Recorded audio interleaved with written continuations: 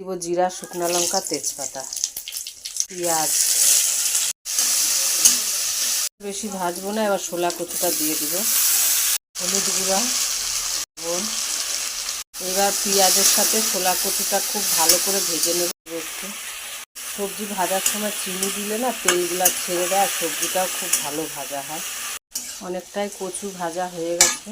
আদা রসুন বাটা দিয়ে দিব, দিয়ে জল দিয়ে দিব।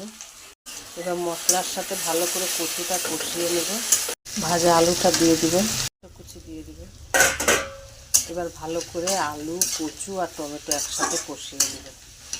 জল দিয়ে মশলাটা আরেকটু কষিয়ে নেব। অনেকটাই জল টেনে নিয়েছে, তরকারি হয়ে আসছে। গরম মশলা দেব।